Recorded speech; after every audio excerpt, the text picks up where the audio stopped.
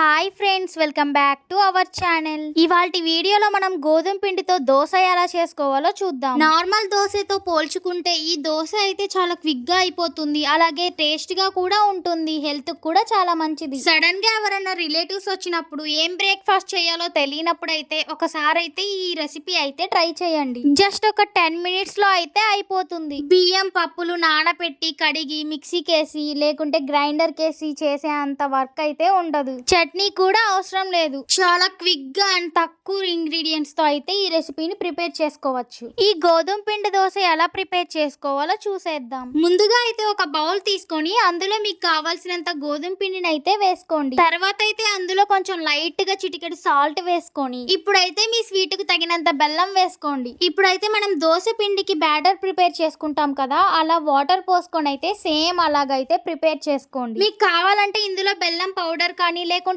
బెల్లం తురుము ఉంటుంది కదా, అదైనా సరే యూస్ చేసుకోవచ్చు. మీకు కావాలంటే ఇందులో బెల్లంకి బదులుగా చక్కెర కూడా యూస్ చేసుకోవచ్చు. నేనైతే హెల్దీగా అని చెప్పాను కదా, సో అందుకని అయితే బెల్లం అయితే యూస్ చేస్తున్నా. ఈ దోశనైతే చిన్న పిల్లలకి పెడితే చాలా ఇష్టంగా అయితే తింటారు, ఎందుకంటే స్వీట్ గా కూడా ఉంటుంది కదా. అంతేకాక మనం గోధుమ పిండితో చేస్తున్నాం కదా, చాలా హెల్దీగా అయితే ఉంటుంది. ఇందులో అయితే మీకు అవైలబుల్ గా ఉంటే ఒక యాలుక్కాయ కూడా వేసుకోండి, లేకుంటే స్కిప్ చేసేయండి. ఇందులో అయితే ఇప్పుడు వాటర్ పోసుకొని మనం దోశ బ్యాటర్ ఎలా అయితే కలుపుకుంటామో సేమ్ అదే క్వాంటిటీలో అయితే కలుపుకోండి. నిజంగానే ఈ దోశ చాలా సింపుల్ గా అయిపోతుంది కదా ప్రిపేర్ చేసుకోవడానికి.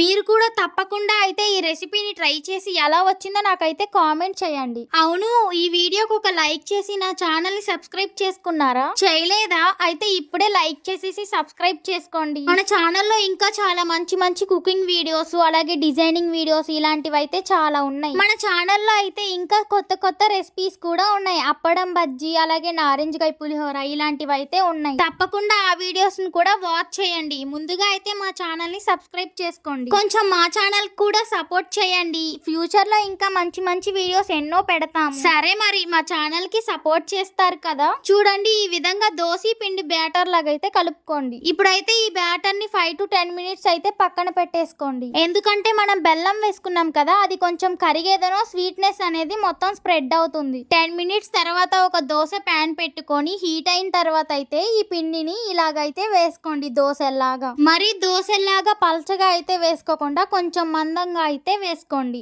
ఎందుకంటే ఇది గోధుమ పిండి కదా, ప్యాన్ కి అంటుకుంటుంది. ఇప్పుడైతే దోశ మీద నూనె ఉంటే నూనె, నెయ్యి ఉంటే నెయ్యి అయితే వేసుకోండి. ఒక సైడ్ కాలిన తర్వాత అయితే మరో సైడ్ కి టర్న్ చేసుకొని అటు సైడ్ కూడా కాల్చుకోండి. ఇది దోశ అంత ఫాస్ట్ గా అయితే కాలదు, సో అందుకని అయితే కొంచెం వెయిట్ చేయండి. చూసారు కదా, గోధుమ పిండి దోశ అయితే రెడీ అయిపోయింది. ఇలాగే మిగతావి కూడా ప్రిపేర్ చేసుకోండి. ఇలాంటి మంచి మంచి వీడియోస్ కోసం అయితే నా ఛానల్ ని సబ్స్క్రైబ్ చేసుకొని నాకైతే సపోర్ట్ చేయండి. Thank you for watching.